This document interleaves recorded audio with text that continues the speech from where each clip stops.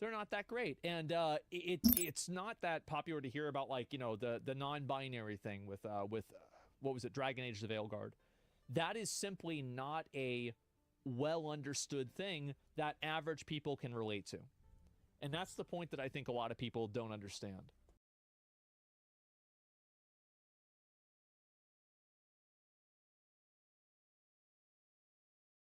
I feel like fat influencers die more often than emo influencers, and that's really saying a lot. Fat acceptance is a cult. Just a reminder that I am very fat and very sexy, and I am 100% glorifying obesity. I want to inspire big girls all over the world. This is what I manifest. This is what I manifest. Civilian structure complete. These are the people, by the way, that are talking about how Stellar Blade has unrealistic proportions. These are the people that are shaming cosplay girls on Twitter. Every single day. Dead at 37. Choo choo. Choo choo. It's bad, bro. It's real bad. I'm fat and I'm sexy. I'm fat and I'm sexy. Sure, Keep saying it. Maybe one day it'll be true. beauty is in the eye of the beholder, but I don't know about you. I don't find any sexiness in contributing to the statistics that obesity is the leading cause of death in the US. Very Well, I mean, there's a lot of fat, like, there's guys that like fat chicks for sure. Our forces have Like, I engaged mean, but the that's enemy. not a lot. There's not a lot of them. There's a lot of guys that don't like fat chicks. There's probably more of them that do. Yeah. I know. Just because I'm fat, that doesn't invalidate the things that I say. She died. You ready to get supersized? She died too. Today I got the big Fruit Loop. He's dead. Join me. Jesus, 33 and 37. Complete. On my fat positive radio show. I was expecting something different to happen with that share, and I am disappointed. Planet item ready. I was, man. Didn't last long because she died. Unlike how Dove or the new wave of Yeah. Victoria's Secret wants you to believe, healthy beauty does not come at every size. Well, And the reason why they do this is because, so you have to understand that there's a lot of these girls, and like I think that women do this a lot. Our fleet One is of the trapped. sickest Target things that I phase think jumping girls inhibitor. do Our is they capture like phase gassing up is fat blocked. girls and making them feel good about themselves. But I think that the Production reason of the why item is is simply complete. because they don't feel like they're in competition with these girls, so they can do it comfortably. That's the reason why. So they gas them up, and then they end up dying. Awaits. certainly not at a lot of the socially noble, body positive plus sizes. Yet it is absolutely not wholesome to point that out. So much corporate glorification has been done to powder the fat elephant in the I mean, this is just fetish shit, right? I mean, like, there's all kinds of weird shit like this. I wouldn't even really think much about this. room. That obesity is in fact a disease, not a bragging point. But corporations don't want you to get well because there's a gold mine in fatness. Not Well, just yeah, think about how many McDonald's there are. There's so many McDonald's. Like, if there weren't any fat people, what would they do? in convincing you to shed it, but also for you to keep it. Take body positive all-star Dove for instance. Real beauty comes at every size. They stretch out their Honestly, I think that Dove, if they want to make a fat label or like a fat product, they should call it Penguin. Because penguins waddle around a lot, they can't fly, and they just roll around on their belly. They should rename it. We await the Unity's plastic bottles and video game figures to slap on words like beautiful, sexy. Oh god. The other problem that I think a lot of these people have is that they have to like accurately or actively try to make it seem like it is comparable to being skinny. And I think that also one thing that you've noticed, and I don't know if anybody else has noticed this, is that with a lot of these like fat activists and fat influencers, 95% of them are women. And the reason why is that the whole fat acceptance movement is derived from fat women trying to psyop men into dating them. That's the entire thing. That's it. That's the whole thing. It's over. Speak your mind. Beautiful, sexy, confident whenever they can, like every other human. Yeah. I wanted to believe that it was to support the self-love journey of women and leave it at that. But no, I decided to ruin my day and my trust in humanity by researching a bit more and found out that Dove is owned by Unilever. And guess what else Unilever owns? Ben & Jerry's. So you call this in business, you call this vertical integration. And if they fully want to go all the way, they need to buy a funeral home. Ice cream, Magnum ice cream, and many other ice creams, Hellman's Mayo, They need to get a mobility scooter business and then a funeral home business too. and all your greasy burgers, Skippy peanut butter, a selection of frozen foods. I can go on. Isn't it nice to encourage your consumers to accept their enlarging bodies? Wait. We are ready. Is that who I think it is? Upgrade complete.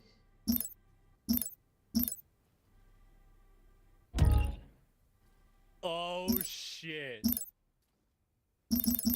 And deteriorating health as the ideal. In order to sell more of your processed foods because their beautiful bodies deserve more. Has body positivity, a movement intended to uplift women, become It's all women. That's what it's all about.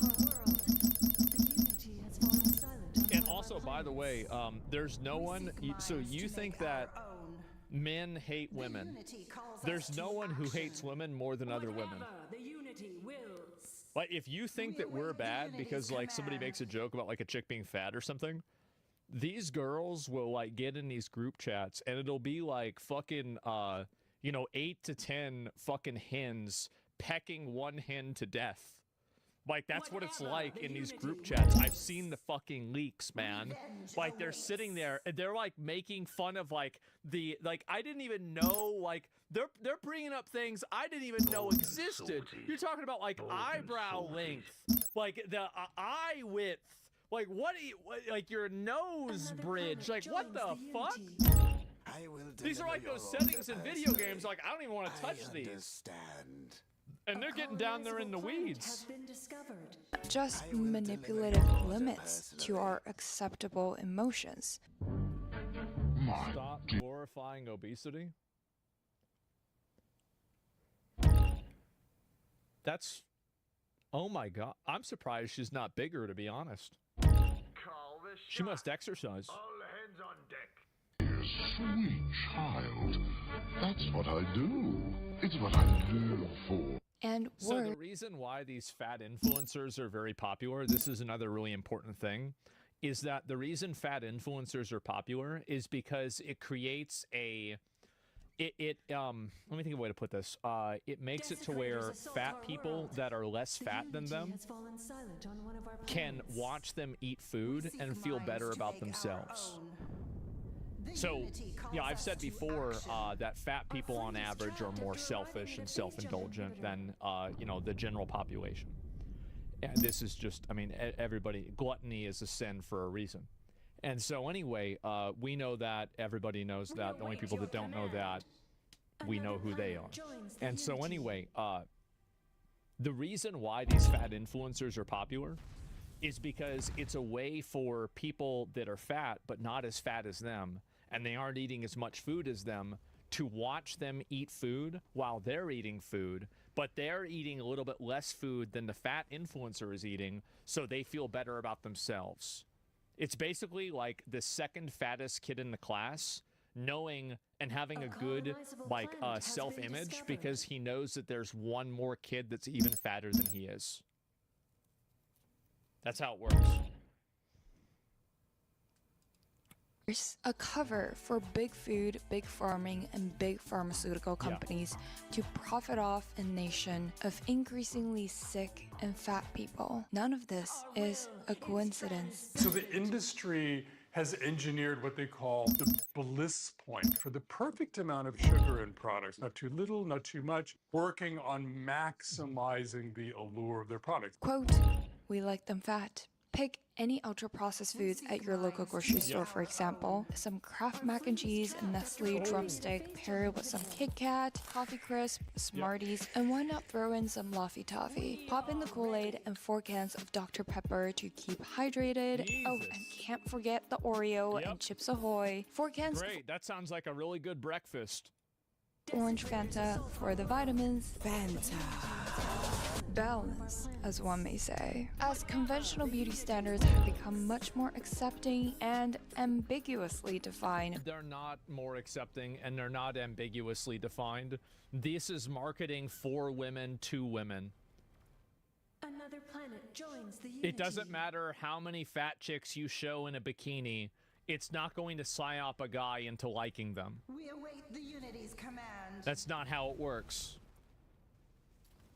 They're marketing to fat women. Yeah, they're marketing to them. They're farming them. By beauty giants. But guess who owns the beauty giants? Conglomerates like Nestle, Unilever, who sell you anything from chocolate to ice cream to frozen foods, and that is when the Dove body soaps begin to make sense. Not saying that all body positive and fat acceptance campaigns are there to manipulate and trick you into increasing your body fat percentage without limits. And that is exactly why else would you do it? After arriving at a phase jumping What would be the other purpose besides that? the issue. So much of the message comes actually from an extremely caring and helpful perspective to help remove the stigma around plus-size people. But also, so much fat glorification has been disguised as acceptance. Oh my god. And when the majority of your stakeholders need to make money from selling frozen pizzas and ice cream, the votes are not up to you. Hiding profit generating. Also, you think about it too, is like you can sell one Kit Kat to a skinny person a week. You can sell 6 Kit Kats to a fat person a day. We seek minds to make our... That's a pretty easy decision, right? I mean, if you're in the business of selling Kit Kats, you know where you're getting. You know where you're getting fat your money. Glorification under the term fat acceptance is genius in 2 ways. First, it plays on the sentiment of correcting social injustices Bodies are beach bodies? Yeah, I've seen plenty of whales on the beach. in society. Yes, arguably so, the statistical likelihood of fat and obese people facing more difficulties in society, such as prejudices, is a lot higher. And the stigmatization in media People have a stigma towards being fat is because it's disgusting and unhealthy. That's the reason why they have a stigma to it. This isn't a stigma like race or, you know, a person with a disability or something like that. That's it. brought unfair shaming to obese individuals, which should never be normalized. But glorifying obesity, the disease, as I think conventional. it's very easy to understand the difference between shaming and attacking a person for being overweight and acknowledging that being overweight is not equal to a lifestyle of being thin. Like, there are some ways of living that are worse than others. So, like, for example, like the way that I live is not very good in a lot of ways. And I would never want to say that, like, the way that I live is equivalent to the way that somebody else lives that's more healthy.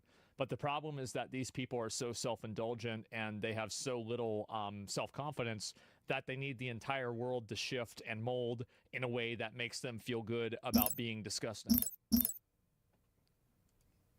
Beauty hints at a moral superiority and makes anyone's opinions who differ morally shallow, regardless if fat is unhealthy or not. Second, a food company telling you that being fat is natural, which isn't, and awesome is not so convincing. There's no waistline worry with Coke, you know. This individual-sized bottle has no more calories than half a grapefruit. When you can spot their profit motive from 50 miles away. Coke is low in calories, too. Hey, now, don't you get any thinner. A direct hard sell won't work here. But when a beauty or self-care company you never associate with frozen pizza casts someone plus size for a commercial, you get fired up with a sense of justice. Yeah, that is beautiful too. Don't get me wrong, overly restrictive beauty with models who are only K-pop level heroine chic is also problematic because, again, It is not healthy. But as much as I think it's obviously very big difference between you have somebody who's like I feel like really like any of these like anorexic Victoria's Secret models and stuff like that. I feel like that's just as weird and gross as being really fat. Like these are like both unhealthy lifestyles, etc. And so there's like a spectrum where like I don't think every girl in like a modeling catalog or something should be like 100 pounds, right? Of course, I don't think anybody thinks that, except for probably girls that have like an eating disorder.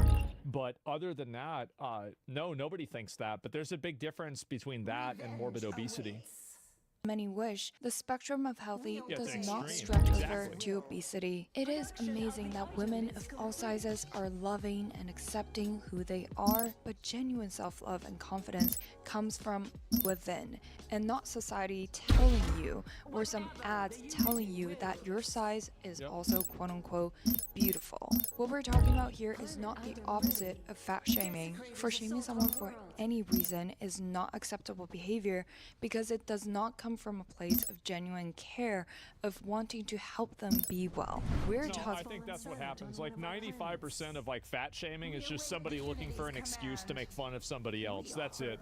They're not really trying to help you. They're not trying to do anything good. They're just being assholes. Like that's true. Definitely. Chicken, thanks for the 10 gifted subs. I appreciate it. Thank you.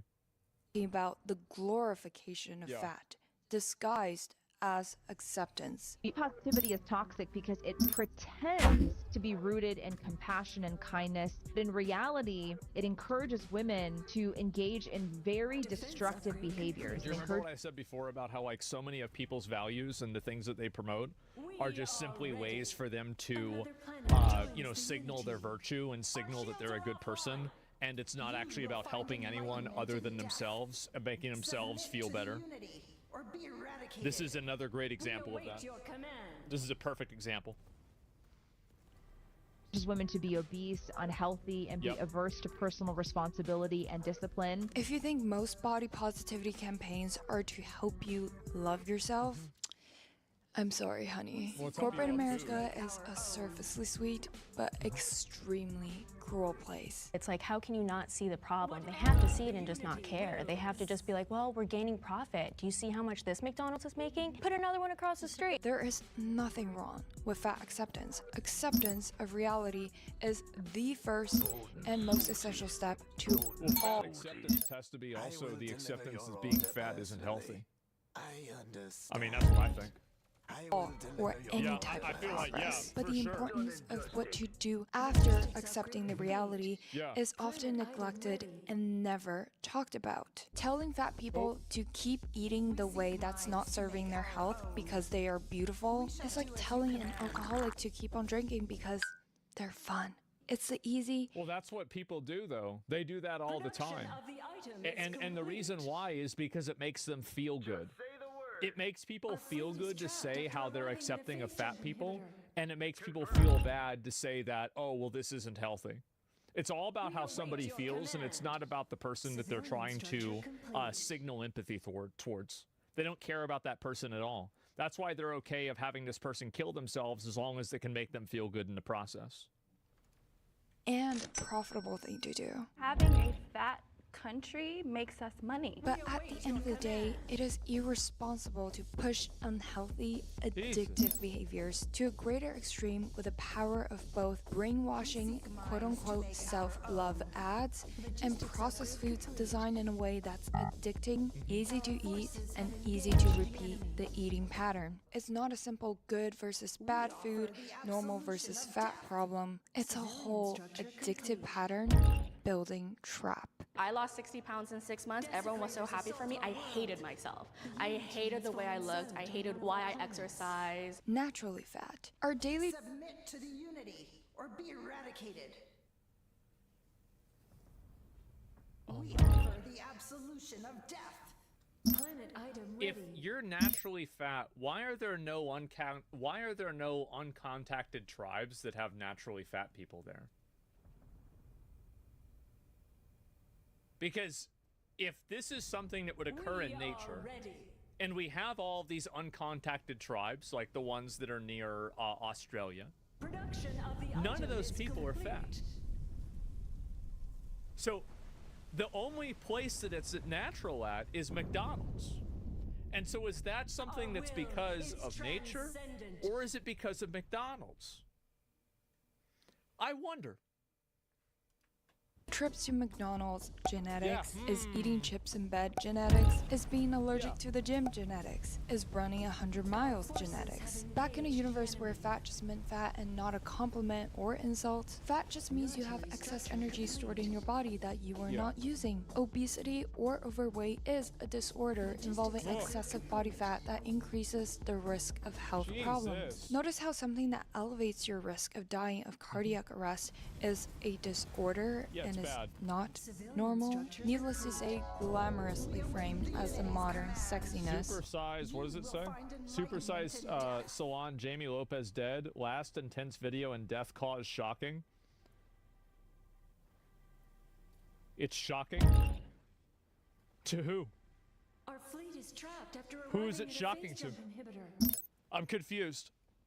Yet times and times again, science and data say one thing, and media and advertising say another. Beauty is supposed to be diverse and natural, but there is nothing natural about being obese. Obesity prevalence was stably low until shooting up post the 70s, and even though there is no data evidently backing up its absence in our hunter and gatherer days, rare civilizations removed from modern processed foods and lifestyles such as— Bro, she used the exact same example. Yeah, fucking exactly. Like, if you want to think this is natural, go look at an uncontacted tribe. That's going to tell you what's natural. They're not fat. Do you know why? Because it's not natural. Fucking exactly. The Chimene tribe is a close modern case. The Chimene, a Bolivian population living in a subsistence lifestyle of hunting, gathering, fishing, and farming, had the lowest levels of coronary heart diseases reported to date and statistically insignificant obesity. And yes, they what a surprise. also eat sugar and starchy carbs, Who could have just guessed? harvested by themselves. So do these people just have some God-sent fat-proof genetics? No, the overall Bolivian population that It's gotta be some kind of fucking abstract, like, genetic problem. It can never just be you.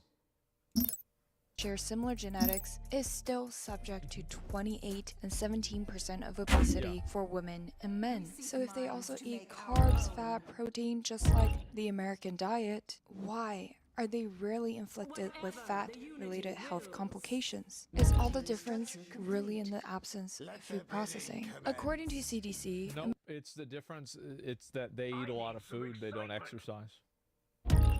See, somebody wants to blame that, like, oh, it's not my fault, it's processed food's fault.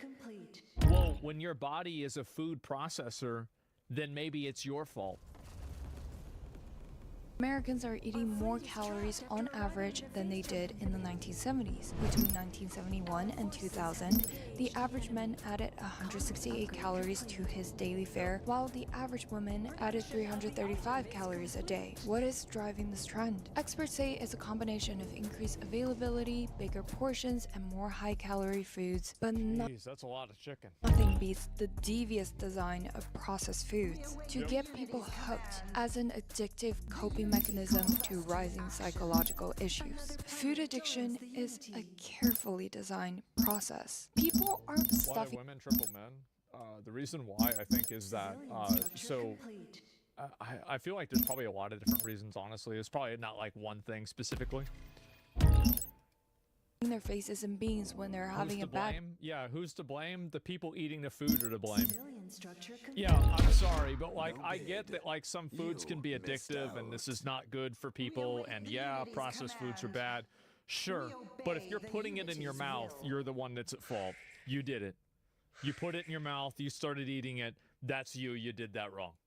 Day. Quote, foods that are very high in fat and carbohydrate in equal ratio don't exist naturally, said Gerhardt, a clinical psychologist at the University of Michigan. It is something that is designed by food scientists in a laboratory to look a certain way, feel a certain way in your mouth, smell a certain way when you open the package. So once you had one pleasant experience with it, you want more, and you want it more often. Food Well, addiction. this is again what I was saying, is that these people lack self-control.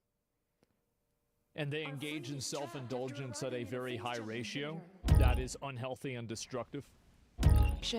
Is on the rise, and the conglomerates are normalizing it, or rather glamorizing the consequence of it. Well, they're just capitalizing off of it.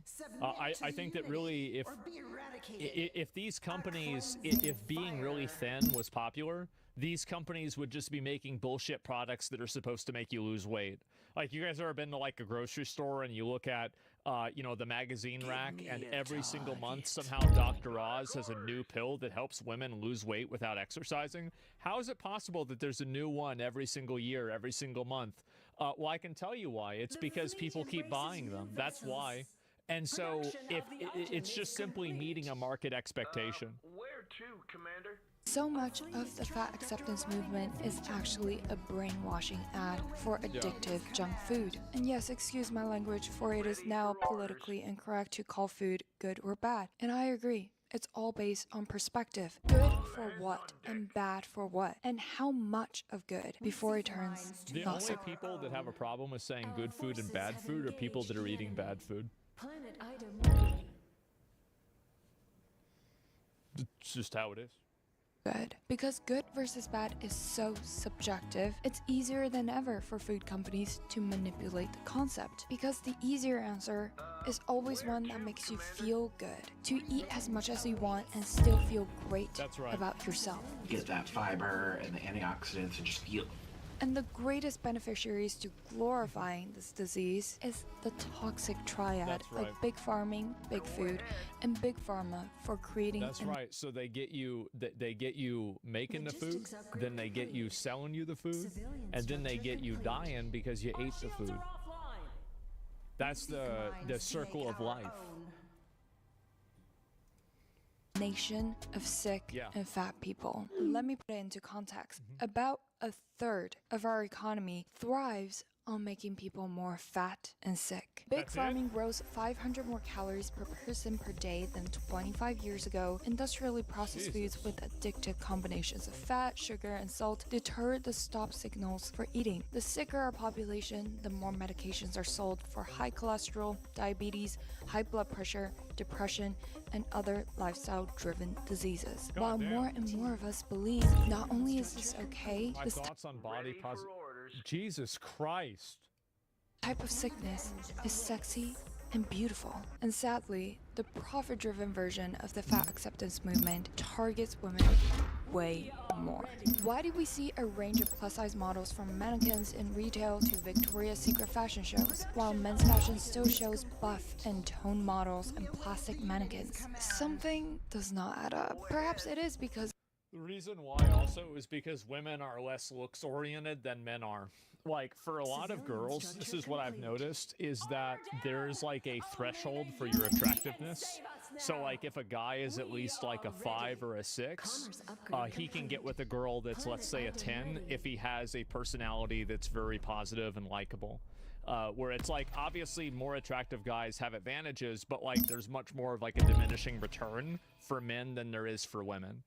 And or money, well, yeah, there's a lot of ways that, like, yeah, there's a lot of ways that guys can be attractive to women, right? Whereas with women, I think that there's more of a focus on the way that they look, and that's the reason why more women get into fat acceptance. It's because it's in their best interest to push the narrative that being fat is normal, because they're fat and they want it to be normalized so they can date guys that they think are attractive. That's the reason why. The more money you have, the uglier you can be. I'm sure that's probably true to an extent. Like, I don't know, but like I'm saying that, like, that's what I've noticed with a lot of girls. Of the preconceived notion that what about women fat guys? I've seen a lot more pretty girls with fat guys than I've seen attractive guys that are in shape with fat girlfriends. That's just the truth. I've seen a whole lot of that. Go ahead. All hands on deck.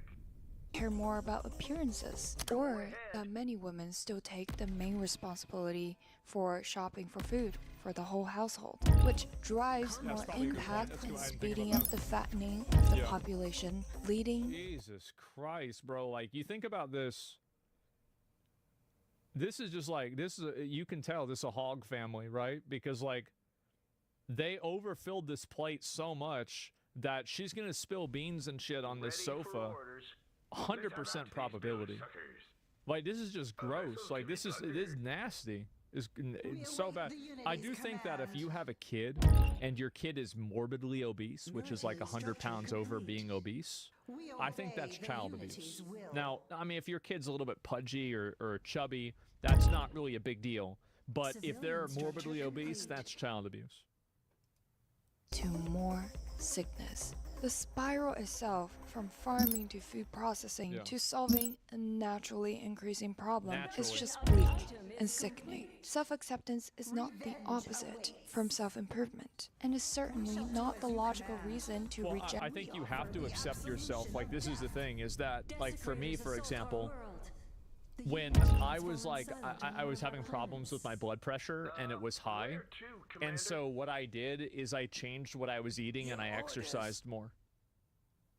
And by doing that, and I made a couple of other lifestyle changes, like, you know, trying to like consciously not be as stressed out. And well, yeah, of course, because it went down. I went to the doctor. It went down by like 50 points or something like that. And how is it now? I haven't been for a while, but I feel fine and that's it. And so stress is a killer. It is. But the fact is that, you know, everybody can solve this problem themselves. All they have to do is take accountability for it. I think that the moment that you displace accountability to something that you can't control is the moment that you've decided to not solve the problem. So, like, if your problem is socioeconomic, if your problem is because of X or Y thing that you don't have control over, you've already decided subconsciously that you're not looking to solve this problem at all. Generate 90% of your cells from frozen pizzas, chocolates, chips, and whatever genius foods corporations created to keep you addicted and sick. Part of loving yourself is to actually take accountability for your well-being instead of letting profit-seeking commercials. Yeah, and you have to accept what you are. It's like, for example, like I would always tell myself, oh, well, I don't really have enough time to exercise because I'm always busy. Yeah, you do. Yeah, I do. I don't make it a priority.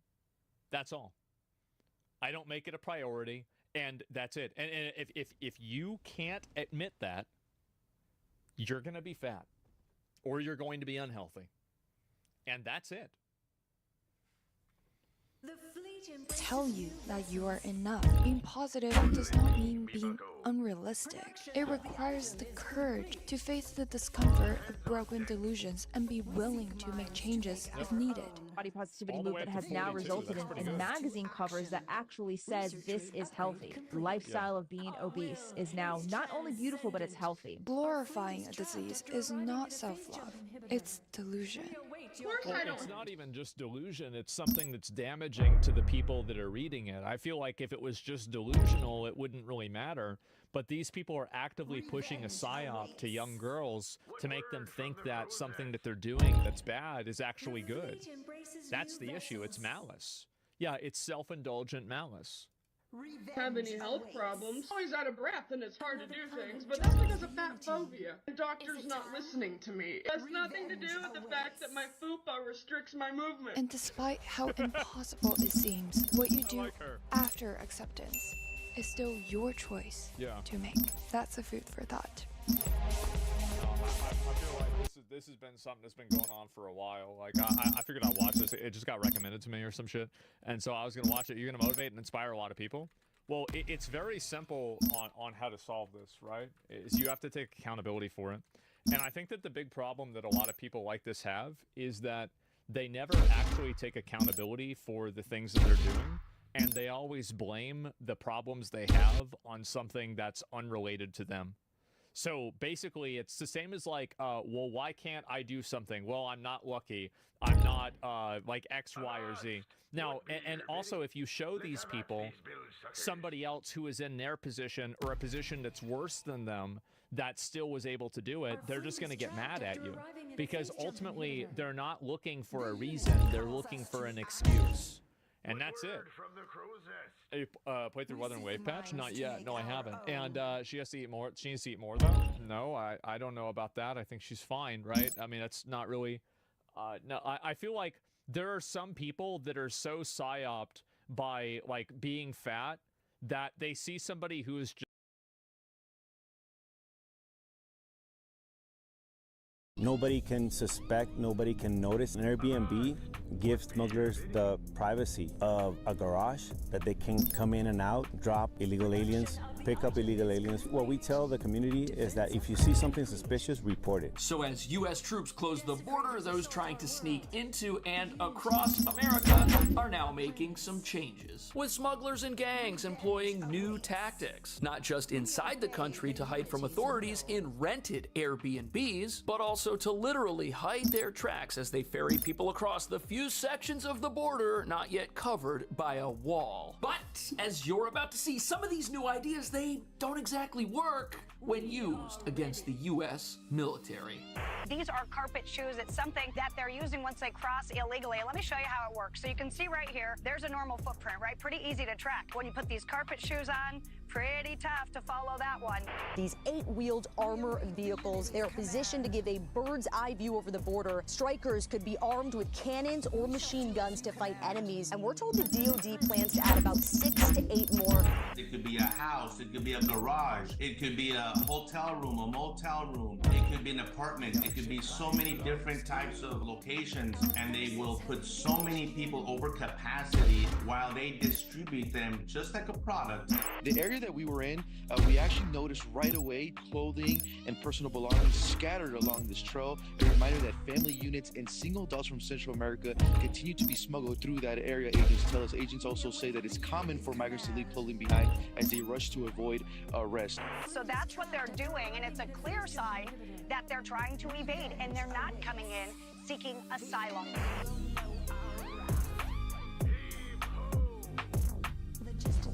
So America's once overwhelmed southern border is now practically empty. But what nobody's talking about is the smugglers and gangs who do this professionally. They're getting a lot more sophisticated to sneak people into the country and actually make it through, because their $13 billion per year migration business is in serious jeopardy now that active duty troops are deployed along the U.S. border with sophisticated equipment designed for counterinsurgency operations, making it pretty much impossible to enter America without anyone noticing, which is why the criminals previously profiting from America's open border are now changing how they operate. Not just by masking their tracks as they walk into the country, but also by employing Airbnb to rent stash houses from unsuspecting Americans, giving them thousands of potential places to hide their clients while exploiting them along their journey through America, with many trying to make it to sanctuary cities like New York, where they think they'll be safe from ICE. But according to the border czar, ICE has plans to increase the number of agents sent to places that hide potentially dangerous federal fugitives. Which brings us to the real reason these gangs are going to such great lengths to do things differently. Their criminal operations have never faced this much opposition in America before. And with authorities using state-of-the-art tactics to track down smugglers at the border and after they get across, it's only a matter of time before those here illegally are discovered and deported, which is why many are doing bizarre things to hide in plain sight, like this. These are carpet shoes. It's something that they're using once they cross illegally. Let me show you how it works. So you can see right here, there's a normal footprint, right? Pretty easy to track. When you put these carpet shoes on, pretty tough to follow that one. And as it turns out, these carpet shoes, they're part of an entire sneaking suit that these gangs use to hide their clients in the middle of the desert. However, camouflaging all of your customers before trying to sneak them into the country takes time and costs money, and it's part of the reason smuggling fees are going through the roof. Because as you're about to see, the US military has eyes and ears everywhere, on the ground, in the sky, and now also in massive tank-like Stryker combat vehicles. These 8-wheeled armor vehicles, they are positioned to give a bird's eye view over the border. So one of the main things that it provides is surveillance capability with it. It can see up to 2 miles, like with the infrared. Once anything pops up, we just call Border Patrol and then they roll up on us. And also it's just, if you look at it, it's just a big deterrent. So these massive vehicles, they're not just there to look impressive. They sure do. But they've also got infrared thermal cameras, which means night or day, they can see clearly and nobody can sneak across without being spotted. Something carpet shoes and camouflage clothing cannot stand in the way of, revealing that most of the gangs bringing people across now have to anticipate getting spotted. And these disguises they're using are designed only to mask someone's presence from boots on the ground troops who might be near them and might not have a thermal imaging device with them to be able to see at night. But even though our tanks and helicopters are part of a massive deterrent and show of force, they can't be everywhere at once. And the people sneaking across in these stealth suits, as we'll call them, to enter the country, they're doing it along areas of the border that are very hard to patrol, because what good is an Airbnb safe house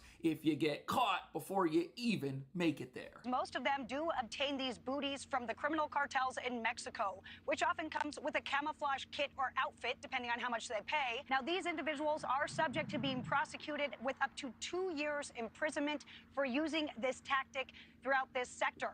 Now, did you hear that? These tactics must be working, because there are now greater consequences for people who are caught sneaking across using methods like this. People can get sent to prison for 2 years, and it might end up being that horrible prison in El Salvador, which is a pretty big deterrent in itself. And as you're about to see, when people sneak into the country, they can pretty much disappear and blend in, something that they're able to do by renting these various stash houses from people who don't even know about it. Border Patrol and Texas DPS found 13 illegal immigrants being stashed in a home there. And yeah, the surprising part about all of this, it was an Airbnb rental turned stash house. So here's what we know. The property owner became pretty suspicious about this situation after So this is a bust that happened at an Airbnb location, and the property owner, he didn't have any idea that his place was being rented by people who weren't on some vacation. And by using this type of facility to hide people, this gives these gangs a major advantage, because in the past, if they had a handful of locations that were their locations that they knew they could count on, authorities could figure out what those are and watch them and rescue people who are being snuck through the country. But now, with an app like Airbnb, there's thousands of potential places where they could go, and the place they go is always changing, which makes it very hard for law enforcement to stay ahead of them, because they don't know where they're headed until they've already left. Here you have one such facility where 77 people were discovered in 2 different stash houses in Texas. Look at this, they're cooking on a little hot plate over here. They've got boxes of eggs. These are just really crazy conditions. And obviously the advantages of an Airbnb over something like this are huge, because this place is a disaster. Because with an Airbnb, it's going to be cleaner, it's going to be better kept, and now cartels can charge higher prices to the smaller number of people they're able to sneak across the border, because the success rate of them getting to a sanctuary city eventually is going to be a lot higher. Became pretty suspicious about this situation after noticing unusual activity and immediately contacted Homeland Security Investigations. Agents got there, they found 13 migrants from Mexico and Guatemala inside of that rental, confirming the owner's worst fears. Now the trend of... So the owner only noticed what was going on because he must have been monitoring his property remotely, and he must have seen things happening there that didn't make sense. And what that means is these places probably get rented all the time, and you've got an absentee owner who's been on Airbnb for a while and rents things to people, and as long as it's clean when they move out, they don't even check their security footage. People are getting away with this because a lot of these properties aren't actively monitored. And imagine the challenge that this presents to law enforcement. These places are chosen at random based on what's available in the Airbnb app, where prices and availability are always changing. How do you stop this and stay ahead of it when you don't even know where the location people are headed even is? You've got to catch folks at the border, which is part of the reason why there's no such a strong deterrent down south right now. Because as you're about to see, once people get to one of these places, they're effectively able to hide in plain sight. In these short-term rentals, it's a little bit tougher because they cycle people through more quickly. And we talked with a former special agent with Homeland Security Investigations who tells us the homeowner was generally unaware. There's basically no way to stop this from happening. Homeowners have no idea, and they can claim that they're innocent because they're just using Airbnb and they don't even know who the guests are. The guests are supposed to be vetted by Airbnb. And what is Airbnb even supposed to do? The guest is going to be somebody who looks entirely harmless, and we've actually seen people weaseling their way into properties using an innocent-looking guest in places like New York. As you can see, they bring in somebody who's innocent-looking, possibly a woman, somebody who doesn't have any tattoos, somebody who doesn't look like a gang member, and the place is just for them and their family. And after their family moves into the place, then other people start moving in, and then they're gonna leave, and their friend's gonna stay there for a little while, and pretty soon it becomes a gang member's hideout, which happened in New York, where you had these guys who had weapons inside that apartment and were part of that Venezuelan gang Tren de Aragua. But the difference here is these gang members in New York, they were using this place as a base of criminal operations. They weren't trying to smuggle people through America, and when smugglers do get their hands on one of these places, they don't just try to live there. No, they pack it with as many people as they can. It could be a house, it could be a garage, it could be a hotel room, a motel room, and they will put so many people over capacity of a certain location with the most egregious of circumstances.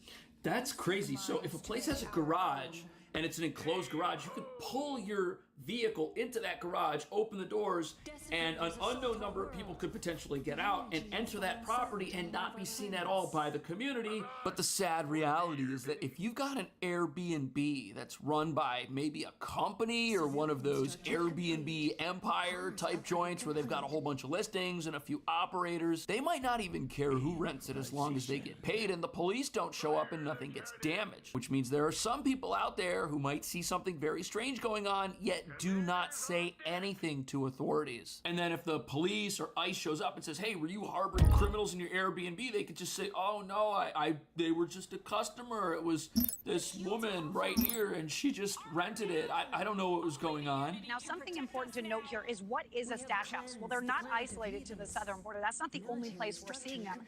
They're littered throughout the United States because what happens is they start out crossing the border illegally. They end up being smuggled into one of these homes along the border, and then from there, until they get to their final destination, Marnie, they're moving from stash house to stash house or stash location.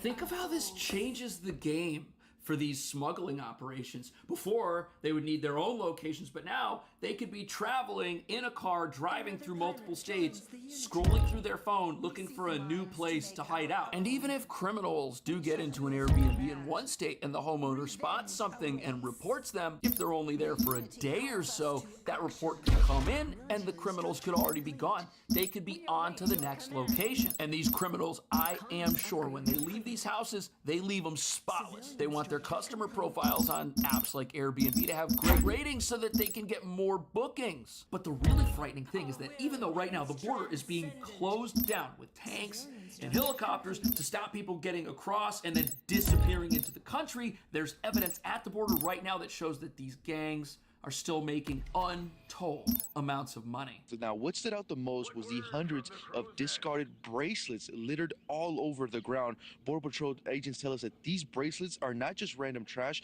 they are a form of control. Cartels use these bracelets to track and manage migrants throughout their journey. Let me lowball here and say that the illegal alien wearing this wristband paid $1,000 to cross the Rio Grande, and I'm going pretty low here. This just shows you how much money the cartels make off of human smuggling.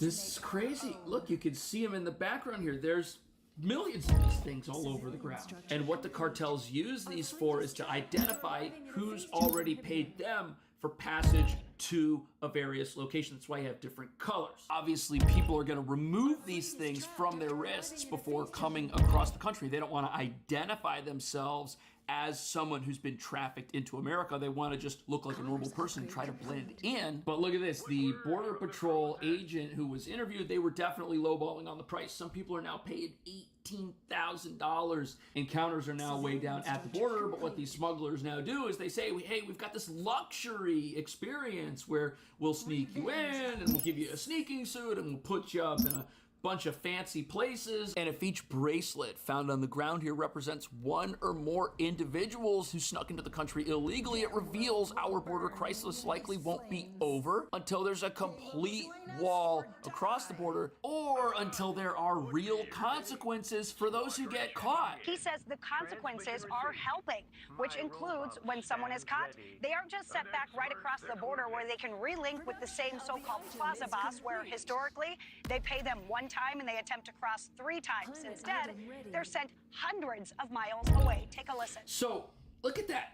In the past, people would get caught and they would just get immediately turned around, and then they would just try again at another point in the border that might be lightly guarded or at a different time of day. They would pay these gangs and they would get 3 different attempts to sneak across. But that's not what happens anymore. Now, people get caught and they get sent very far away. Their journey essentially starts all over. Now, let's just say, for example, somebody is from Venezuela and they leave that country. Well, they've got to make their way through Colombia, through Panama, through Costa Rica, Nicaragua, all of these other countries, and then all of the way through Mexico just to get up to where the border is. They're going to encounter a multitude of different gangs along the way, and they're going to have to pay each of them. The financial disincentive to getting sent, not just across the border here, but all the way back to where you started, that's crazy. People cannot afford unlimited attempts of that, and they don't get to try 3 times and then pay again and then get to try 3 more times. No, this is really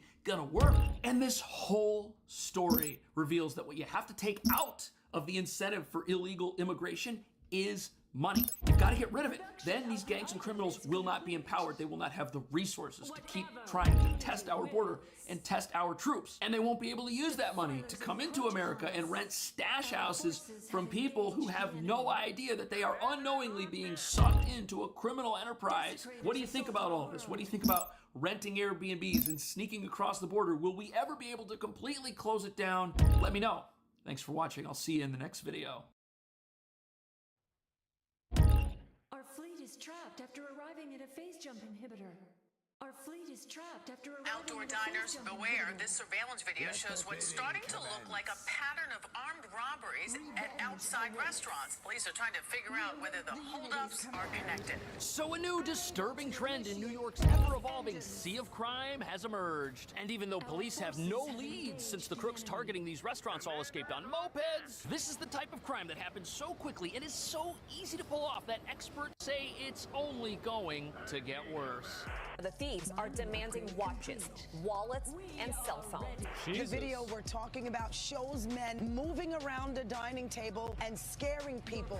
Investigators say one of them had a gun, another had a knife. Police say they got away with $200 in cash from the register and 5 iPhones from customers. Bro, what's crazy about this is like they're not even trying to hide their fucking face. Or be eradicated. He's just like, yeah, it's me. Phase engines. Yeah. iPhones from customers.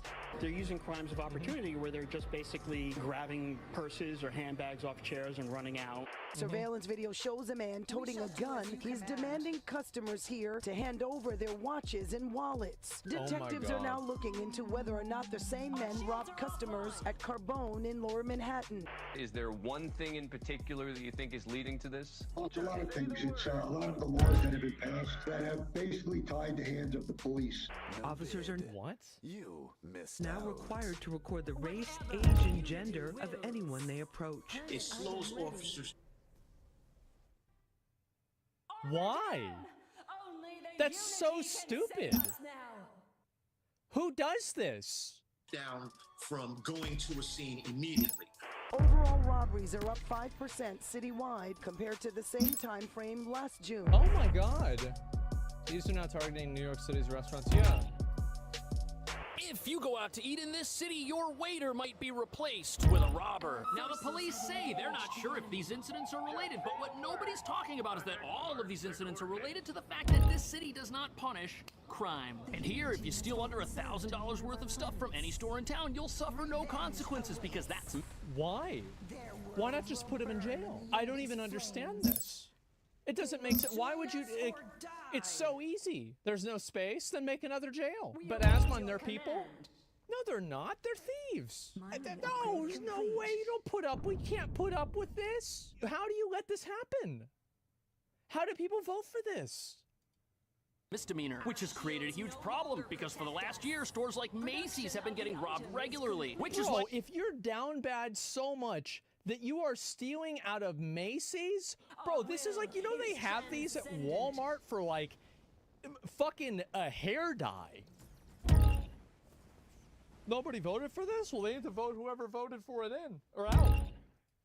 getting robbed regularly, which is why everything inside is now chained to the store itself. And what this means is thieves need easier targets to steal from. Yeah. And our money-hungry crooks, they're not looking at stores anymore. Oh no, now they're setting their sights upon the rest of us as we chow down on bagels in the middle of the West Village. Because our phones, wallets, and handbags make us walking dollar signs to these thieves who might even... Can you carry a gun in New York? Our fleet is trapped after arriving at a phase jump inhibitor. No, why not? Because I feel like that's what they should do. Just let people carry a gun. Then somebody tries to rob them, just shoot them. What's the problem? Legally is a different question. Yeah, I feel like this probably isn't going to happen somewhere in Texas. It's a lot less likely to happen. Then criminals would have guns. They already have guns. Didn't you see the video? We are ready. They're already using the guns. It's amazing. Lurking among us as if they're just regular people. Yeah. Not just at restaurants, but also at the grocery store or even on the subway, which itself is no stranger to violence and crime, and now looks more like a military occupation zone because of the high levels of police doing bag checks and the presence of the National Guard. Which brings us to the real... See, that's smart. That's what they should do. We are ready. Yep, that's right. Reason why we've now got a crime wave above ground targeting restaurants just like this. There simply aren't enough police to keep us all safe at once. In fact, New York City right now has as many police as it did back in the 90s. But the population of the city has grown by... Oh my God, this guy. They're not even doing anything. There's just a lot of people that are standing around. And the police officer's like, all right, one of you is getting arrested. Who's it gonna be? Desecrators assault our world. Come on, I know there's a reason for like who's off parole. Somebody's got a gun, drugs. Come on, let's get this done. I got a quota. Just come on forward. Yep. Over 1 million people since then, which is a recipe for perpetual crime. Because when all the crime underground started, every available resource was sent down there to stop it, leaving all of us up here utterly defenseless. Easy pickings for criminals who can steal everything we have in seconds. Well, I mean, the reason why they're defenseless is because they can't carry a gun. Like, that's the reason why it's happening. What are we talking about? Like, yeah, you don't say. Yeah, it's not even a question. Yeah, exactly. But guns kill people? That's the point. Duh. You can't carry, you just need a license? Oh, okay. Well, as long as you carry, that's a good idea. So here we are at Carbone, a famous restaurant in New York's West Village where thugs recently targeted its patrons who were eating outside. Now, this place has a high-end reputation. It was started in 2013. I'm sick of this. I'm gonna look it up. Can you carry a gun in public in New York City? Okay, so here we go. All right, now we actually know what's happening. New York prohibits the possession of a loaded handgun outside of the home or place of business without a license. Concealed carry is only legal with a New York pistol license. 16 hours of classroom training. So you can with a license. The Supreme Court ruled on New York City because the way they were not giving out licenses. Wow. Well, I guess now it makes sense. Celebrities eat here, and a USDA prime porterhouse for two will set you back almost $300. And that's what makes this place an attractive destination for criminals, because they know everyone eating here can afford the food and is probably also dressed to impress. The video we're talking about shows men moving around a dining table outside, and apparently they're demanding cash, they're demanding wallets. Detectives are now looking into whether or not the same men robbed customers at Carbone in Lower Manhattan. Jesus. Allegedly stealing a $100,000 watch. Police believe this could... So this span of robberies has happened over the last couple of weeks. And before we get into the details of how these criminals operate, as well as the testimony from terrified patrons of all of these places, it's important to understand the one thing in common they all have. First, these are popular places to eat. In fact, so many people want to eat at them that not everybody can fit inside the restaurant. That's why you have these massive outdoor dining sheds. Well, it's like, no, people do this in games, right? It's like you go outside a dungeon and you farm the mobs outside the dungeon if you don't have a raid. Like, no, I mean, I get how it happens. Like, it makes sense. Like, and it's smart. We are ready. Right? No, that's smart. People did this in Scarlet Monastery.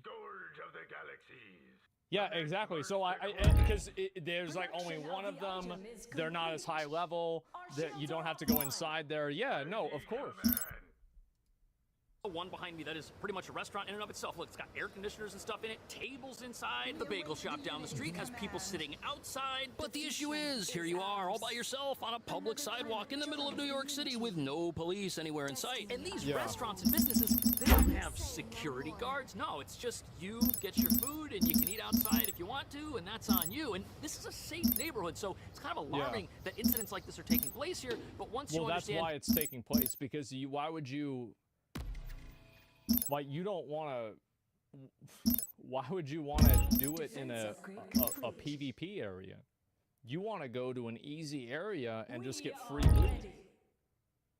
Like, if you want $200, do you want to work for it, or do you just want somebody to give you $200? I mean, I think they just want $200. Why these criminals are picking these places out specifically, it'll all make sense. Especially when you realize that people eating out in New York City as a big group are utterly distracted and not really thinking about personal safety. But there's a much more frightening reason why criminals are looking to target people specifically on the streets. Robbery is not on the menu here at It's easy to get away, yeah. Sons in Williamsburg, but that's exactly what some outdoor diners got. You can see the customers give up their belongings before the gunman takes off on a scooter. When we show So New York City has a massive moped problem right now, and the thieves, a team of 2, were riding one of these mopeds, which is how they were able to... See, this wouldn't happen if... See, the thing is that if you were able to shoot them when they ran away, it'd be no problem. Our fleet is trapped after That's what you should be able to do. I think if somebody tries to fucking rob you and they try to take your shit, you should be able to shoot them. Absolutely. Yeah, it's like, because that would make it stop. Our forces have engaged the enemy. Escape so quickly. Now the drivers will wait in the street with the engine running just steps away from where people are sitting, and then the passenger gets off. And in the video that we're looking at here, the passenger was the one who had the weapon and who went around to each person at that table and asked for their valuables and then got back on the moped and escaped. Now observers say restaurant crime has a lot in common with the other types of moped crime we're witnessing, where thugs quickly approach. You can't shoot someone fleeing. In my opinion, if you're stealing somebody's shit and you're running off with it, and somebody shoots you, nice shot. Got him. The Unities Rip will Bozo. be done. Military structure complete. Unsuspecting New Yorkers as they're walking down the sidewalk, take a valuable, and then ride off into the night. But you see, that type of crime, it's a crime of opportunity, because you have to be on your bike, riding past somebody who looks like someone that you would want to target. But at a restaurant, there's a whole bunch of people sitting outside with their guard down. It's perfect for criminals in a city that's not willing to protect its residents. On top of that, people at a restaurant, they're sitting down, they're on their phone, they can't get up, they can't run away, and they're dressed well most of the time. And no one at any of these places is looking for trouble. And what's sickening about all this is it is the logical progression of unchecked robberies that happen on the street. Of course this happens, restaurants aren't even safe places, which is exactly what witnesses of these events are saying on Reddit. This discussion covers all of this, which is exactly... Gunpoint robbery at Birds of a Feather. Calls us to action. Oh my God. Jesus. What witnesses of these events are saying on Reddit. This discussion covers all the recent restaurant robberies, and one user writes that it all happened so fast, most people weren't even sure what was happening. On top of that, all of these crimes occurred during dining hours, between 6:30 p.m. and 9:30 p.m. in the evening, which means this crime is different from purse snatchings that happen on sidewalks. These were premeditated attacks, specifically targeting the patrons of expensive, pricey restaurants in expensive, pricey parts of town. The criminals knew what type of customers they were going to encounter in places like this, which is sadly... Well, yeah, obviously, like, if you're gonna go after somebody, you're obviously gonna go after the ones that have the most money. Like, if you're one of the robbers, do you want to rob a Gucci store, or do you want to rob a thrift store? Fucking duh. Like, of course they're gonna do that.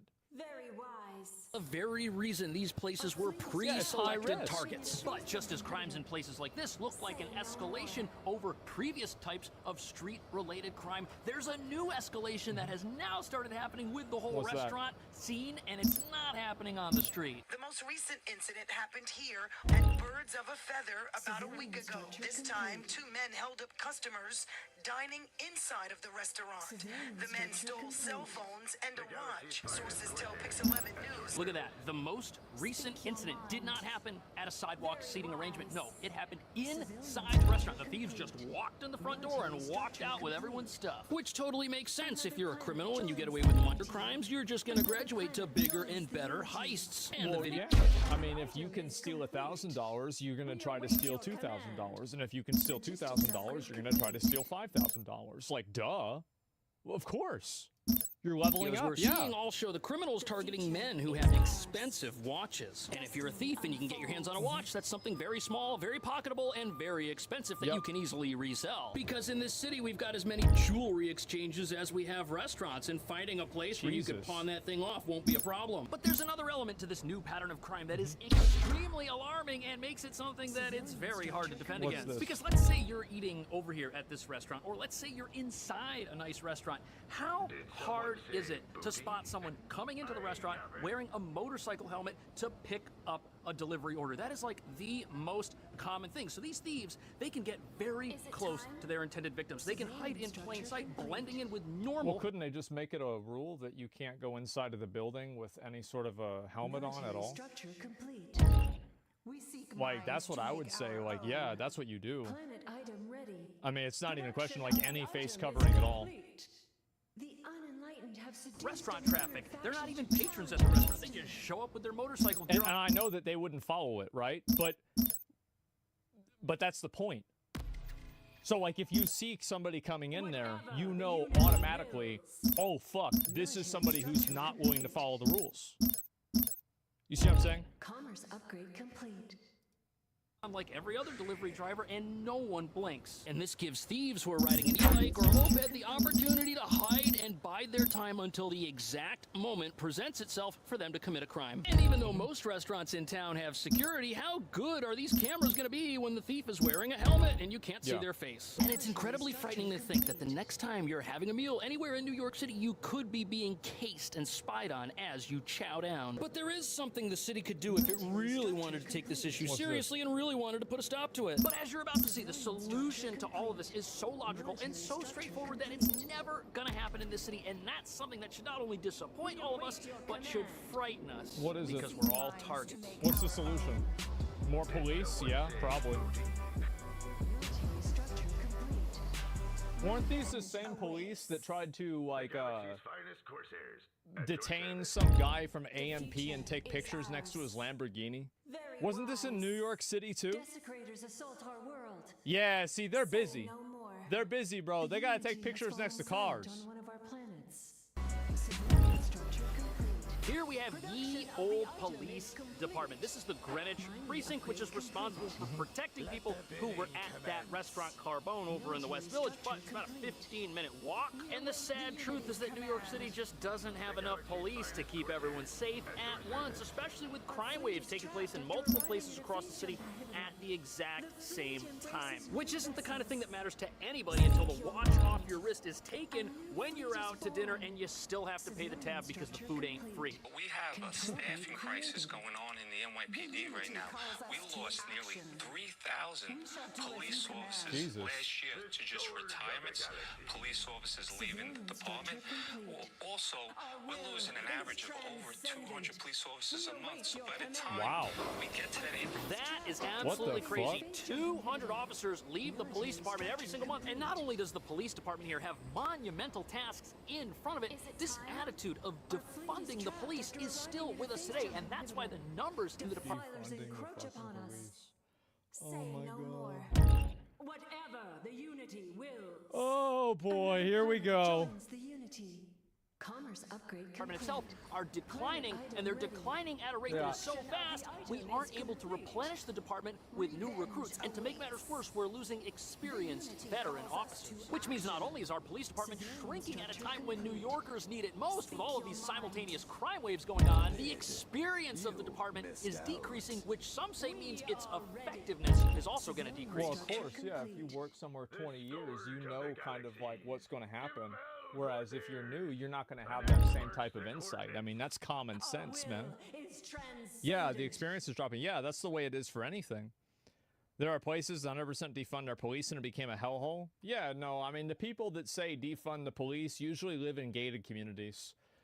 the people that are actually in like a lot of these poor communities outside of the ones doing the crime are not defund the policers, okay? Like, they know they need the fucking police. It's always, you know, upper middle class people that think they have some kind of solidarity with, like, poor people, and so they want to take their right to safety away from them. They're like, oh, we're gonna try to help you. We're gonna make your life better. You're not gonna get arrested anymore by these mean police officers. It's crazy, man.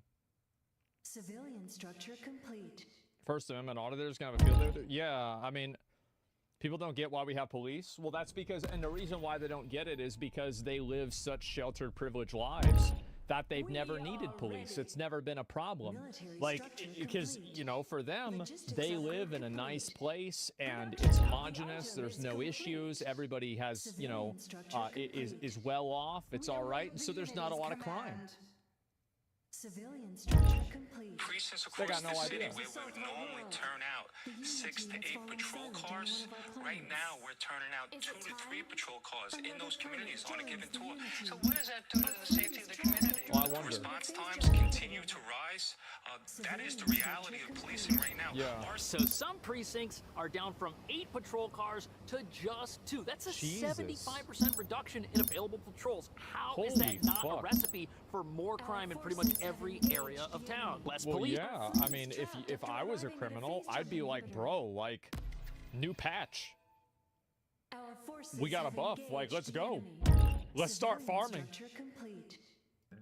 This means response times are going to go through the roof because as crime becomes more common, police are now stuck choosing which incidents to respond to first, meaning your watch getting stolen at a pricey restaurant might come in behind something much more serious. And what's incredibly frightening about this is that our criminals, they're not defunding themselves. No, they're expanding their operations in light of the lax security that happens whenever the police divert resources from one crime wave to try and deal with another. And what makes this even more frightening is the proliferation of weapons. So not only are the thieves becoming more numerous and New more... York City migrant shelters under scrutiny after accused cop shooter claims gun smuggling chain. Jesus Christ. Maybe this is a mean thing for me to say, but what the fuck are you doing making migrant shelters if you can't even protect the people with your police? Like, what kind of a priority is that? You've got shelters for migrants and you can't even afford police? How the fuck do you do that? What kind of priorities is that? It's insane. Unity's command. Emboldened, they're also becoming more heavily armed week by week. And you know how they're smuggling the guns into shelters? They're using delivery bags like this one right here. Apparently the shelters have metal detectors, but they're not actually scanning to see what's coming in the food packages. Does that mean there's a direct connection between all of this crime and the asylum crisis? Well, no, not necessarily. But it does mean there's a direct connection between the apparati that are supposed to keep us safe falling apart and increased crime. And the reason this disaster is unfolding upon us is not only because the police are shorthanded, it's also because our laws force them to fight crime with one hand tied behind their backs. And the latest example of all this is the How Many Stops Act, which is now in effect in New York. Officers are now required to record the race, age, and gender of anyone they approach. It slows. This is really something special, man. This is amazing. Wow. Wow. From going to a scene immediately. But the other side of it is... Okay, now critics say that this is essentially a paperwork requirement that slows down law enforcement when we need more law enforcement faster, not less law enforcement slower. But proponents say having police record this information is important to make sure that law enforcement is happening in a fair manner for everyone. Now, whether or not you think... Well, can't you just do that with a body cam? Like, I mean, I feel like, yeah, it's important to know that, but... Like, if somebody's committing a fucking crime, it doesn't matter what they are. The enemy. Like, yeah, don't you have a body cam? What the fuck? This policy's a good idea. Body cam doesn't capture age? Yeah, but neither can a person. You can't capture somebody's age one-to-one. Like, there's no way. Besides the point, because in a city with a short-handed police department, you've got to pick and choose what things you have your limited resources do. And the more time police spend using apps on their phones, the less time they have to stop crime. And as we just heard, many departments are short-handed right now, and if they've only got 2 patrol cars on the street and one of those patrol cars is busy filling out apps on their phone, there won't be enough cops to keep people safe. Former NYPD Lieutenant Darren Porcher is concerned about delayed response time and the data itself. We reached out to the NYPD for a response. A spokesperson says the department has put in place policies, training, and technology to comply with the law. Officers will be using forms on... Now, of course, this is just I mean, here's the thing, though, right? Is like the people in New York probably voted for this, or they voted for the person who voted for this. So, like, at a certain point, I don't really feel that bad for them. Because, like, you wanted this. This is what you get. That's right. It's their fault. Yeah. That's right. I'll do it again. Yeah, you chose this. And so don't go crying about it, because this is what it is. You made it happen. They did it to yourself. Yeah, exactly. Oh my God. Yeah, defund the police. Well, it worked. There you go. Or they're uninformed. Yeah, then they're stupid. But these people move out, then they vote for the same shit somewhere else. Yeah, I know. One example of a law that might hamstring police in the event of an emergency. But the thing that's crazy about this is all information, all of this demographic information, it would all be available in the event of an arrest. This applies to people who the police stop in a normal interaction. For example, if the police come out of the bomb squad department over here and they want to talk to me and it's an official stop, they're going to have to put my information to the best of their ability into this new system, which will be publicly available, apparently. But then the question becomes, if I'm not arrested for anything and there's no suspicion of guilt and I haven't committed a crime, what is the ultimate value of that? And there are fears that activists will use that information. Well, the implication is that the reason why they have it is that there's basically a assumption that people that are minorities and part of others, like protected groups, get stopped more often. So I assume that this practice is supposed to like quantify whether that's happening or not. That's clearly why it's happening. I'm not saying it's good or bad, but I think that's the reasoning. To further scrutinize our short-staffed NYPD, which could lead to more investigations that lead to nowhere and more oversight that is unwarranted in a time of increasing crime. I also worry that there's just a general mentality, a lack of appreciation for police officers. Very wise. It's the politicians that are enacting these laws that tie the hands of the police and put the public and the communities in harm's way. Yeah, that's probably true. You don't see this. So ultimately, there's nothing wrong with this system that increases the transparency at which a public institution like the NYPD does its job. That's a good thing. It will help keep the city safe. The problem is the resources to do it aren't included with the plan that says it needs to get done. And right now, the police resources that we have are stretched so thin that the moment there's a crime wave in one part of the city, it pulls the resources over here, and then another crime wave pops up over here because the criminals saw an opening. Do you see what's happening? The police are playing whack-a-mole with our crime waves. That's why they're impossible to stamp out. That's why we went from having a crime wave in the subway below where I'm standing to a crime wave up here at our restaurants. And you know what? I think what that proves, though, is that police presence reduces crime. Because I bet now in the subways there's a lot less bad shit that's happening. It's because people don't want to fuck around whenever there's 3 police officers standing around. It's a huge deterrent. And I know that people like to act like, oh, no, it's not. People are going to commit crime anyway. No, they won't. Like, trust me. People absolutely, with all crimes, 90%, probably 99% of criminals make a... They take basically, they make a value judgment. Is it worth it for me to commit this crime? That's why you don't see, like these thugs and these people that are like robbers they're not robbing police officers. Do you want to know why? Because there's a high chance they're not going to win the outcome. They're not just doing this randomly. They're making educated decisions based off of the highest possible opportunity versus the lowest possible risk. The same as anybody would. Once they get rid of this, risk-reward then assessment. Crime is going to go right back into the subway. That's exactly what's going to happen. Now, are the police perfect? No, they're not. Do they always do their job fairly? No, but they are the protection that the law-abiding have when we're at a restaurant between us and the criminals who want to ride up on the street on a moped with a weapon and try to take our belongings and possibly harm us. And that's very frightening. It's very frightening to think that we don't have the backs of the people who are supposed to have our backs. What kind of system is that? Of course it's going to be dysfunctional. Of course it's going to lead to crime waves. Is that what's happening? Is that why we've got crime in the city? Let me know. How would you fund the police in New York, or are they funded too heavily? Should we restrict their funding? Let me know what you think. I'll see you in the next video. The problem is that there's a lot of instances of police officers that act unprofessionally, and they don't get disciplined in a way that is comprehensive. Like, people aren't like that mad about it. They don't get pissed off about it that much. It happens all the time. Yeah, right? And so people don't get in trouble, and then guess what happens? Well, then that's like, let's be honest. Then everybody sees that and they say, well, I fucking hate cops, which makes sense, doesn't it? Because like, if you see some cop that's like, for example, I saw a cop, these two cops were arresting this black guy, and they had his hands behind his back, and one of the cops just like straight up punched him in the face out of fucking nowhere. Let me see if I can find this.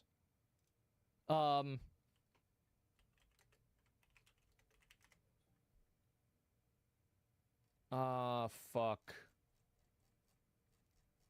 No, I just tried to search it on YouTube. It seems like it's probably not going to happen. Not YouTube, on Twitter. It seems like it's probably not going to happen. I'm not going to be able to find a clip of it. But yeah, it happens pretty regularly, right? I mean, like, of course, it's not graphic or anything like that. It's just you know, unlawful display of authority. I mean, that's all there is to it. The big guy took a punch like a champ. Yeah, so y'all saw that video, right? Like, am I crazy? Like, y'all saw this video very recently?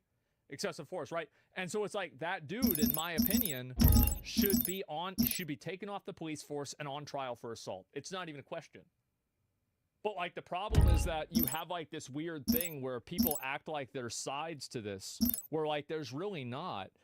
There are police officers that are bad actors, absolutely, but that's not like the norm, right? That's not every single one of them. Which one was this? Yeah, I don't know. Checks on that authority, and people will be less likely to want to defund them. Yeah, exactly.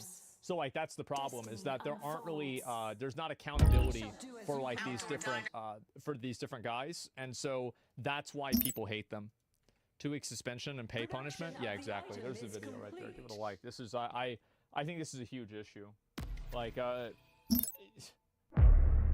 mean, if you don't have police, bro, like that's bad.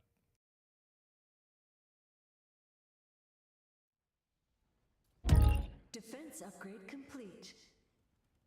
39 stores are leaving New York City because it... Dude, is this video real? Like, what the hell? 39 stores are leaving New York City because of theft? The NYPD is looking for several suspects in a drugstore burglary pattern. Police say the suspects were involved in 8 different incidents where they tried to break into pharmacies by breaking their glass doors or rolling down those heavy security gates. That would make sense. Great, just what we need. A new robbery pattern targeting pharmacies in New York, many of which are having problems staying open. With Walgreens, CVS, and Rite Aid closing a combined 40 locations in 2024 alone, leaving New York with about half the number of pharmacies it had just 10 years ago. Before our leaders thought it would be a good idea to stop sending thieves to jail where they belong. We've spoken to several managers at various drugstores around New York City. Though none will go on camera, all tell us they've seen an increase in thefts. Millions of dollars in stolen goods seized in Queens and put on display for the cameras. There's this huge problem that people think that it's okay to steal shit. And they view it's like... Bring the noise. I think that there's like a huge difference between somebody stealing like diapers and somebody stealing production of the item is complete. Like fake eyelashes. I do. I think it's totally different, right? Like cosmetics. Yeah. What is this? A TV? Yeah. No. What about piracy? Piracy isn't good, but there's no zero-sum environment. Like, theoretically, everybody could have a copy of, I don't know, Gladiator, and it wouldn't affect anybody's copy of Gladiator. So it's totally different situation. Piracy is totally different. The thieves had an eye for cosmetics, beauty products, designer clothing, and accessories. Yeah, we're not talking about stealing like milk and diapers, baby formula. The shoplifting concerns are part of a growing trend in the city, but due to current laws, many of those arrested were released back on the streets to do it again. I love how I love how they have catch and release. You know, the only other time I've ever heard of the word catch and release or the term is with fishing. We seek minds like these people, they think they're fucking sardines or something. The unity calls us to action. Yeah, what is this? Engines. Something that was on the side and just ran out. Security tried to stop him, but he was already gone. Raphael and Sean Martez have been getting their prescriptions filled at this Walgreens for at least a year. They believe shoplifting played a role in the store's closure.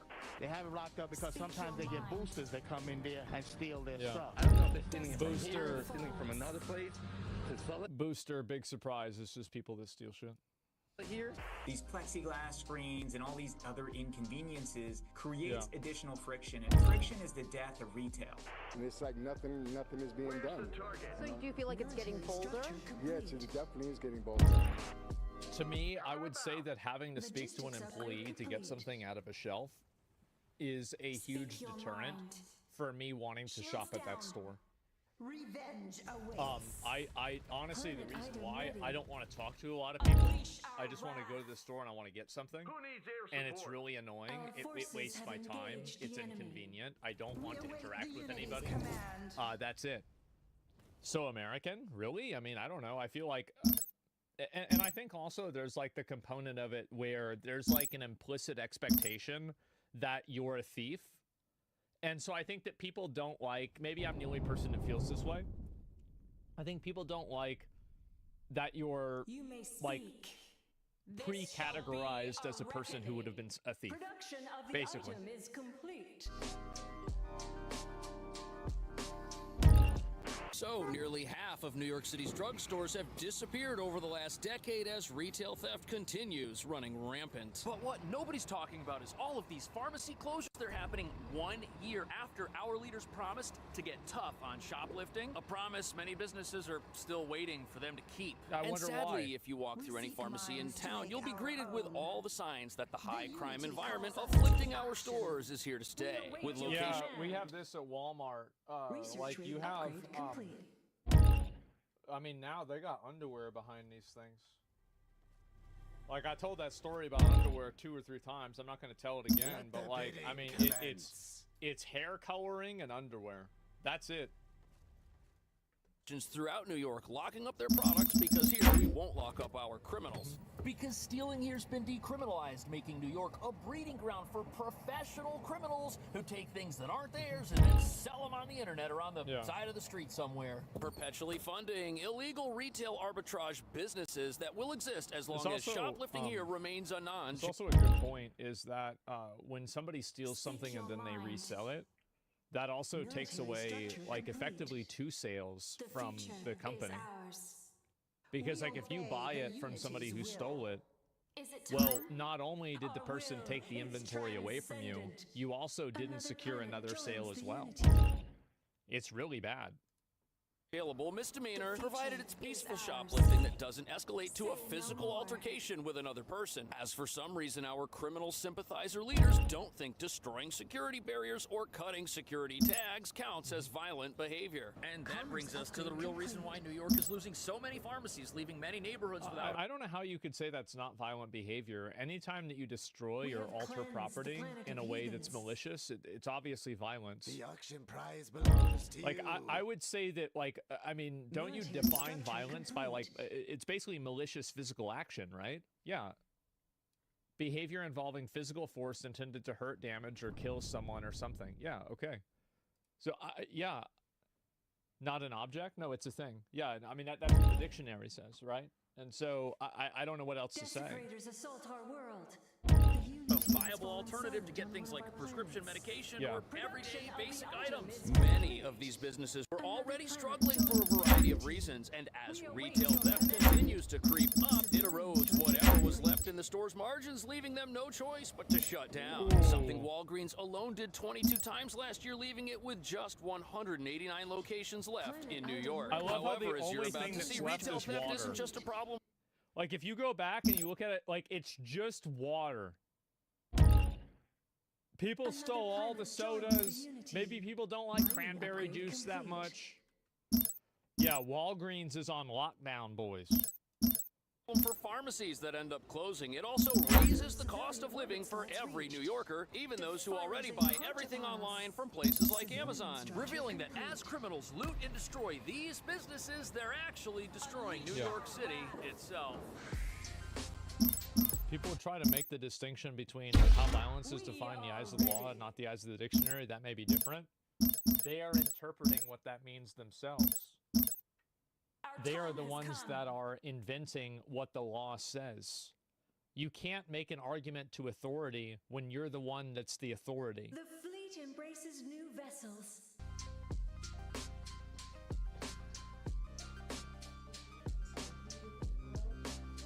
So New York City has obviously got a lot of former retail storefronts that have been shut down. But if you want to see what out-of-control retail theft is really doing to the city, take a look at the stores that are still open. Like this one, where pretty much everything is locked up behind plexiglass, except for low-demand products nobody's buying right now in New York, like sunscreen. Look at this. Even the picture of the product that is here, see.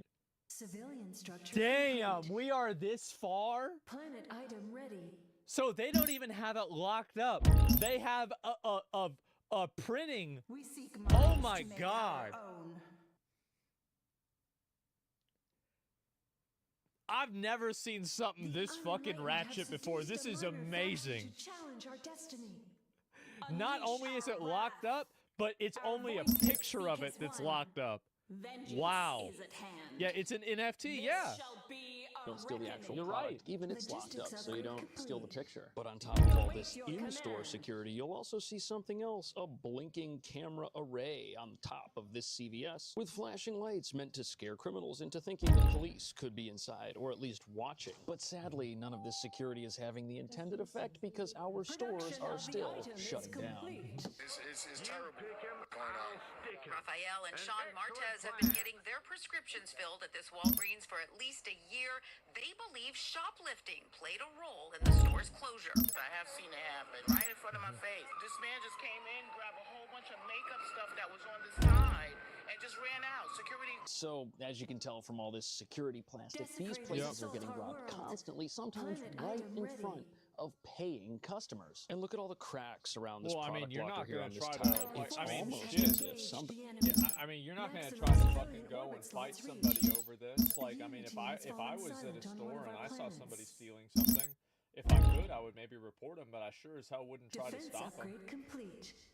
I sure as hell would not. Like, absolutely, I don't want to deal with that. That's not my problem. I don't work there. Fuck that. Shoot them.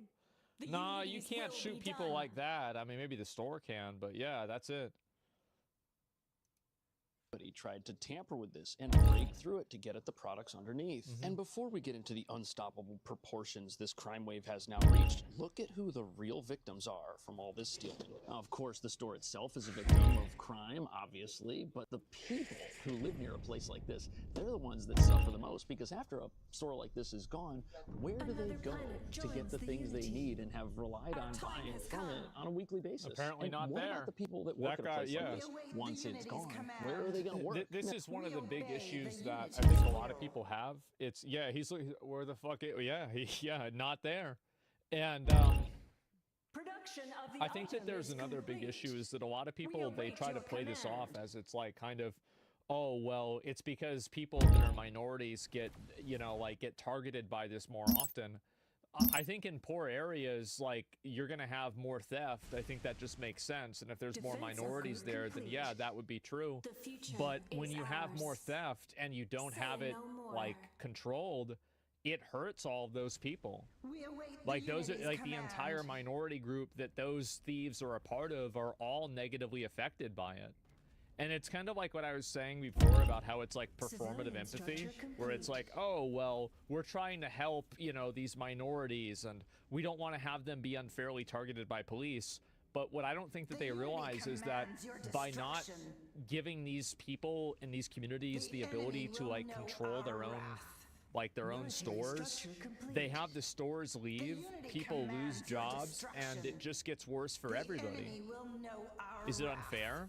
I think that there's definitely cases where police officers are racist and interactions happen with a person that is non-white or a white person. It could be a racist black officer towards a white person too. But like, I think I'm sure it happens, but it's not like you can't base everything off of that. These people care about their own community. They care about the effects. Well, what a lot of it is, I think, is that these people don't care about many of the people that are the biggest proponents of allowing people to steal things out of stores don't live in places where people are stealing things out of stores, unless they're the ones that are doing the stealing.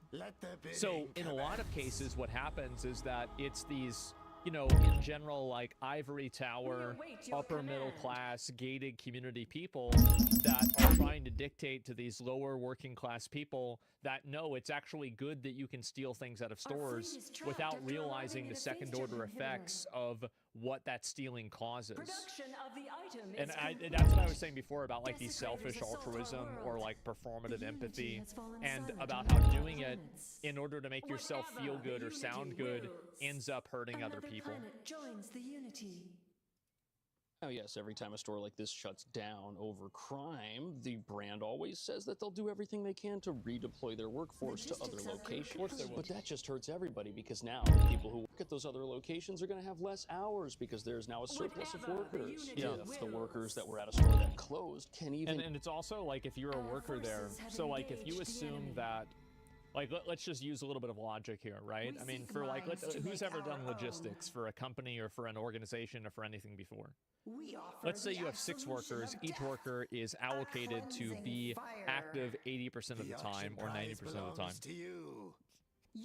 If you are working at capacity, because it's logical that you would not overhire, you would probably want to have the closest percentage of employees to work as possible, right? That's why, for example, Taco Bell doesn't hire as many people to be working at 3 a.m. versus 3 p.m., just as a random example. And so now what this does too is it makes it to where the employees are now getting stretched even thinner because they've already got 2 jobs that they have to do, right? They have to maybe maintain a store area, and they have to also check people out. Like this happens at Walmart. How many of you guys have been at Walmart and there's one person working the electronics section, and you have to wait for this person to talk to 2 other people to ring somebody up, and then they have to go and unlock the thing out of the jewel case, right? All the time. Yeah, exactly. And so, like, what does that cause? That means that that worker doesn't have as much time to rest. It's more strenuous on them, and it's more difficult for the workers in general. Yeah, dude's busy as hell. Yeah, exactly. Like, you don't even have, like, a moment or 2 to rest, because you guys know, like, I don't know. I mean, I've only had like really 2 jobs my whole life that are like like streaming, but most jobs, like, you're not working 8 hours straight. You're working for like maybe 10 minutes, and then you stop and you like recalibrate, and then you do something else for 10 minutes, and then you do something else, right? There's going to be like intermissionary periods. The fact is that now, not really. I think so. I mean, yeah, of course. Right, it's like, for example, like you finish a task, and then you have to submit your task, and then you have to go get the next task, logically, right? And so all the time that happens, you're going to have transit time with anything. It's travel time, effectively.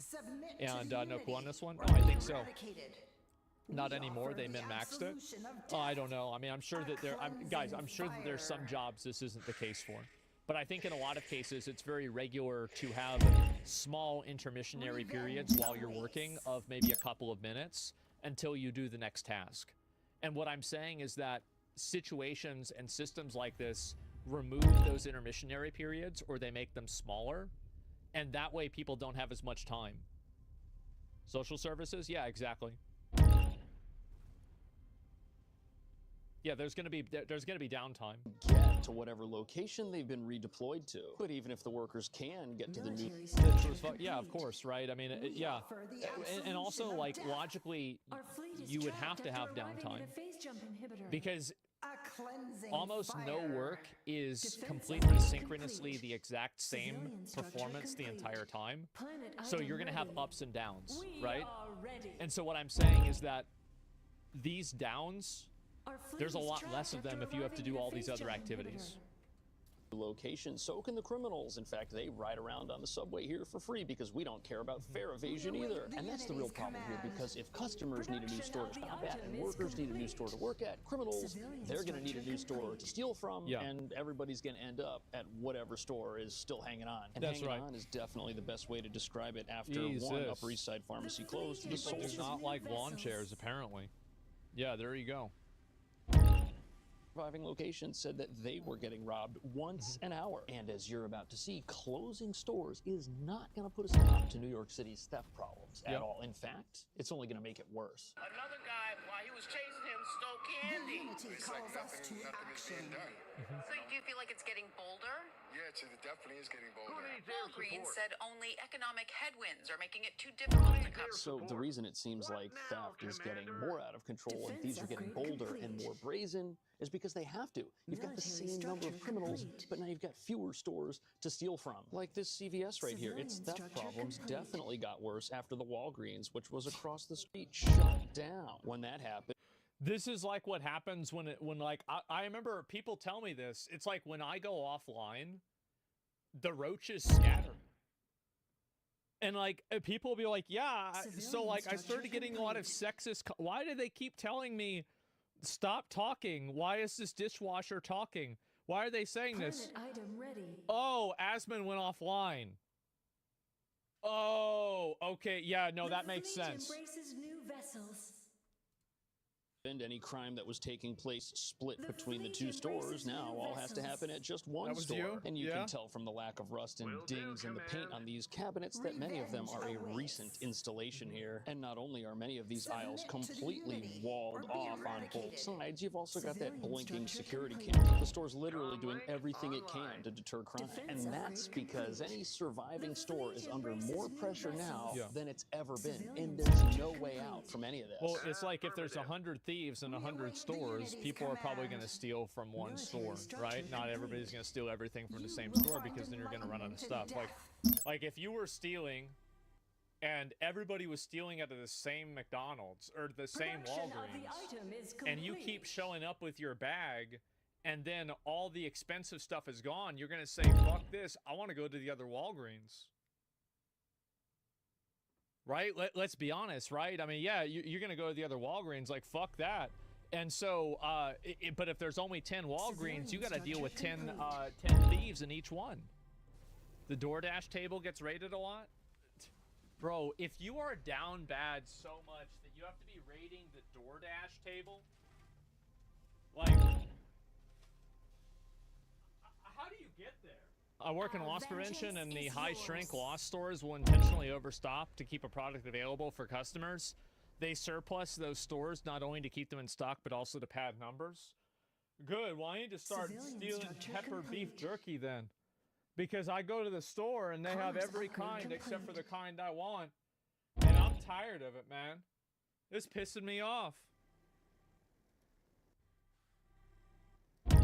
Unless, of course, laws were to be passed that made crime again. But since that's not happening, every single thing you see here are the last moves of a store that probably won't be here for. You gotta remember Listerine. Well, we played that game, right? The mouthwashing game.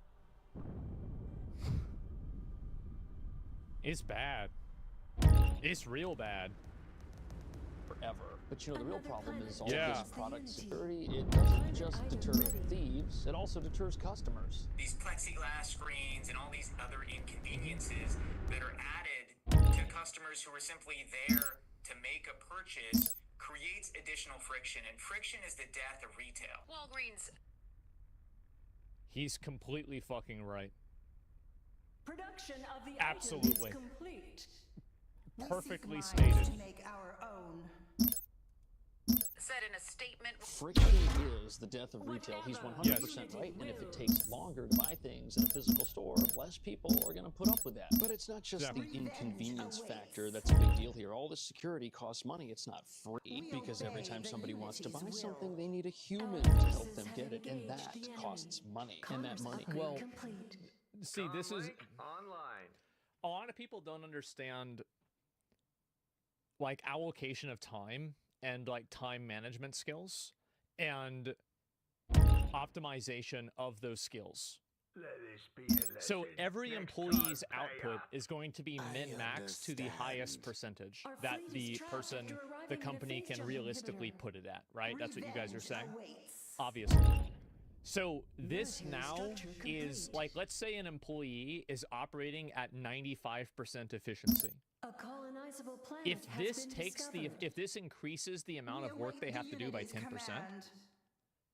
now they're over efficiency, and now a new employee has to be hired, or the quality of service goes down. So it actually makes everything cost more money. And, like, this is one thing that, like, so... All right. This is a WoW analogy. One thing that I would fucking hate about gold guides. I would hate this so much. There would be two things I hated. Number one, gold guides that were made with no context of supply and demand. Number one. Number two, or with price and demand, wherever you want to look at it, depending on the product, right, or the item. Another thing is that gold guides that do not take into account travel time, transit time, reset time,